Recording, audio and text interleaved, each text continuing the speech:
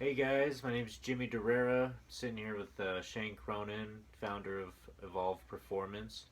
I just had a few questions for you, Shane. We're gonna go over this. All right, number one, describe how you would train the athlete, and how is training with Evolve beneficial for all sports? Well, I think the answer to that question is that we do balanced biomotor training. There's five biomotor abilities. We've got flexibility, we've got skill coordination, we have endurance, power is a crossover of strength, then we have speed. Okay. And in every sport, you kind of need every one of those. And even with speed athletes and speed power athletes that we work with, you really need to be able to have a balanced amount of those abilities. So a good example would be if you want to jump higher, that's part of our training because it's going to increase your stride length if you can put more force into the ground. You also break contact with the ground quicker. So it's in our interest to improve jumping ability as a byproduct of increasing max strength and explosiveness is one example. Okay. You've got to have work capacity to keep on going. So we make sure we have some of that in our training for all athletes. Yeah. You have to have skill and coordination where we do. We really put a lot into training the coordination system and proprioception. And speed kind of is king anymore in sports, so we always do speed, agility, quickness training. And we really put a lot into our strength and conditioning, really. I think probably a little more so than your average program would have. Yeah. And we find that's useful for all sports. Depending on what the athlete needs, they might have a little more bulk, they might need a little less. Yeah. But we are looking for maximum strength and looking for maximal speed development, and those two things are the two most important things in our program. But we want coordination, we want flexibility, go through full range of motion. We want endurance, and then the strength and the speed are paramount in what we do. Yeah. I remember that was the biggest thing in my track program was getting in the weight room, getting the strength, full flexibility. Not just learning how to run, not learning perfect form, but working out your body and getting those muscles to where they need to be, And when you say that, that's part of where we try to make sure that the biomotor abilities are trained inside of the weight room too. For an example of that, if you want skill and coordination, we might do a single leg step up with an overhead press on one leg to train balance and proprioception. That's going to help you with intramuscular coordination and intermuscular coordination. Yeah. And then we also might do some lateral lunges. We do multiplanar training and movements that people don't always do, but we use all the time whenever we're in athletic performance. We're always moving in all three planes of motion. So we might do lunges with the lunge matrix going this direction, this direction, this direction. Yeah. So we try to work in a lot of those different types of abilities into strength training, our warm-ups, our drills, and even our speed work. And we might warm up with agility left to right just as part of our warm-up. Yeah. Well, awesome. Yeah. Well, number two here, we got, you've had pretty much amazing history of success. The girls' state record in the 4x4, year one. 4 of the top 10 finalists in the 400, 3 of which were juniors, and 2 both breaking the former school record at what's known as a powerhouse sprints and hurdles high school at Littleton. Can you explain some of that, man? Well, I think that a lot of that credit has to go into getting the opportunity to coach. When I was 19 years old, I applied for the head track and field job at South Suburban Parks and Recreation, and they gave me the chance to do that for an entire rec district for a 7-year period. So getting the opportunity as a young coach, I think, was the first step to happen, and getting the confidence in people. I owe a lot of people a huge gratitude for letting me do that. Yeah. So that'd be the first thing. And then the second thing is them allowing me to kind of have autonomy over what the training system was going to be. And I've always had the philosophy that we are going to agree together on what the training will be if I'm not the head coach of a club or a head coach of the team, but I'm going to make sure you believe in it. And them allowing me to do that was huge. And honestly, a lot of why we've had success in the athletes I've coached has come through having good coaches to learn from and systems that I've been in. I've been under successful systems at Littleton. Like you said, it's a powerhouse school when it comes to sprints and hurdles. Yeah. Learning what worked and not changing too much, taking in an experiment of changing a little bit but not getting away from the core of what worked before. I had a great coach from Baylor come in. We use the Clyde Hart system, which is still a big part of what we use. It's not necessarily something we use in a pure form at all times. Each athlete is different, so you have to make sure it's tailored to them. But just using what worked, we've got state records across the board. Littleton has the state record, like you said, in that 4x4, the girls team. The next year, they set the number 2 time ever, and that was losing a senior and putting a freshman on the team.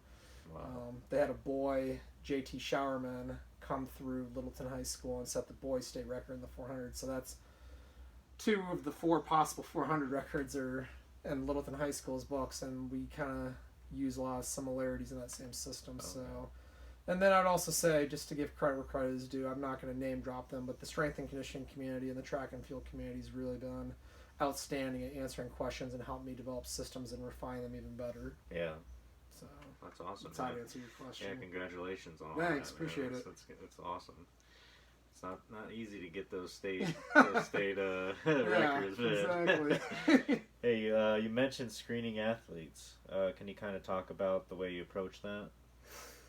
Well, generally speaking, I let every athlete know that we're going to make sure that there's a synergy going on. There's that phrase that iron sharpens iron, and I truly believe in that. And one of the main successes that my club team had when we went to the national championships, and we were posting some pretty good times in the 4x4. I think we went 312 or 311 in the 4x400 combined. And there wasn't an immense amount of talent, and he actually went out of his way to not pick up other people in the state they didn't think was going to fit in on the team. I'm not so much that type of personality, but I make sure they know I want you to contribute. How are you going to contribute to the synergy? Make a commitment. And I'm very much against kicking people off the team. I want to make sure that's the last resort. There can be suspensions, other things. I leave that up to my leadership cabinet of captains and other people that have earned their spot on the team and contributed to decide that fate of what the conditions are for someone to stay, what the suspensions are. But let the athlete know I expect them to contribute to the synergy, and that's what makes us work so well, and that's really the magic is teams working together. Many roads lead to Rome. I kind of let you know what has worked for us at Littleton, but I think that camaraderie and pushing each other and caring about one another is huge. Yeah. And generally that's a phone call with mom and dad and a face-to-face meeting, wherever that might be, and tell them what my expectations are and say, why should I pick you? Yeah. And generally I've never had a kid that I've had to turn away yet. So, and I've never had to throw anyone off a team. Hey, some of those mistakes, man, they just ultimately lead into a better athlete in the very end. So. Yeah, absolutely. So what are some of the approaches in your training that take primacy in developing elite athletes? I would say for track and field, we do a lot of different types of training on the track, and we use different approaches that are suited to the individual. An example being in Mountain Vista, we broke school records in the 100 meter, the 200 meter, 4x100, 200 meter, and had a 6th place finish, and the 200 meter with 2 juniors, a sophomore and a freshman. Okay. We had started out with what was a Baylor system, pretty high volume, something that we used to do. I was saying that they were not having the adaptations that I wanted, so I adjusted that system, had a little more speed into the actual repetitions for those repeats, and we did more pure speed work with them. And on one of our days, we may not have done as much of a lactic acid kind of day. We do speed work at about a 75% load and do a 2/3 load of a lactic acid day. So I think adapting it to each athlete in track and field is really important, and it's not always just genetic, what's good for them. It's their temperament, their preparation where they came in, and then their psychological toughness of where they were. That's where they needed to be in. It paid great dividends for us when we got to those state championships and those records. Yeah. As far as the pillars, what we do, I had mentioned it before, it's speed and strength are really important, and the overlap is power. So we do a lot of stuff in the weight room and med ball throws and plyometrics and other things that are actually power-based, and that's the overlap of those biomotor abilities. There's probably more about 25 if you look at some classifications, but just trying to keep it as basic as you can. Research practitioner Mike Young's actually the one who talks about the 5 biomotor abilities. We look for crossovers, so speed development in a pure sense, power development in a pure sense, and then you have actually 4 crossovers of speed and power. You have speed strength, strength speed, quasi-isometric strength, and then you have high ballistic speed. So really moving across the spectrum of all those things on speed and power development. I would say those are a big part of it. Using Clyde Hart's system is a big part of our track and field training. And as I said, we try to refine it year to year. We don't change it a lot. We stay true to what our core system is, but depending on the athlete, we might go with something else for track training. For the other athletes, their speed power, we try to make sure that they have a good, what's called mass specific force ratio, which means we want a lighter frame unless your sport requires it, but a lot of strength. And the way we do that is we lift lower reps, which actually has a twofold benefit. Number one, you're not going to put on as much mass. Number two, it's the neural strength that actually causes maximal strength gains. A good example of that would be if you look at the Olympic weightlifters that do the overhead snatches and stuff at the Olympics. They're not these bodybuilding looking guys. They're no different than you and me. They just have a lot of neural strength. And they're lifting at low reps. So we do a lot of heavy strength training. That is also depending on the athlete. We don't want our younger athletes doing that necessarily, or novice ones. And that's both training age and what's biological age too. Training age being how long have you been training, what have you been doing, what's your history. But I put those as being our pillars of our training, really. Awesome. Yeah, I'm sure that'll help them a lot, man. Yeah. All right, last question, man. You seem really focused on caring deeply for your athletes and the development of them as people. What advice would you give any other coach or athlete?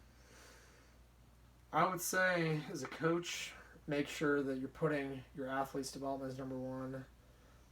As a person of faith, it's important to me that we're selfless in what we do. Selfishness is not really the way that we want to lead our lives. So you spell love, T-I-M-E, time. Yeah. So make sure you're putting the athletes number one. Keep your priorities straight. And what's your why? Why are you in it? And if you keep your why in focus, then everything will take care of itself. And be, I would say,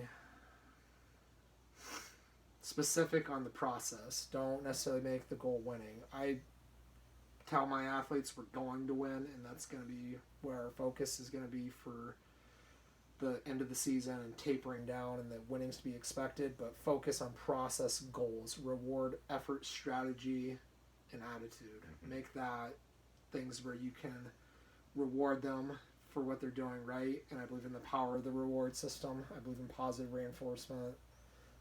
Make relationships with your athletes. If you get them to run through a wall for you because they can relate to you and they enjoy being around you, that's going to make more of a difference than any kind of special system that anybody has. And for the athlete, be coachable. Do well in school, because you're not gonna be able to do much after high school if you're not a qualifier. Or you can do it in the junior college level, but you don't want to have to go that route unless you have to. And keep your family close to you. Treat your students like family, your student athletes, and be close with the families that you're working with. And you get loyalty out of that, and they will perform at the highest possible levels they can. They'll give maximum effort, which that's the whole key, is maximum effort. It's not how do I find the most genetically talented kid, how do I have the perfect system, perfect workouts. It's about how do you get those athletes to perform at the highest level and go as hard as they can. Yeah. Well, awesome, Shane. It's a lot of wise words there. So thanks. Appreciate it, man. Yeah. Thanks, Jimmy. Appreciate it. Yeah, no problem, brother.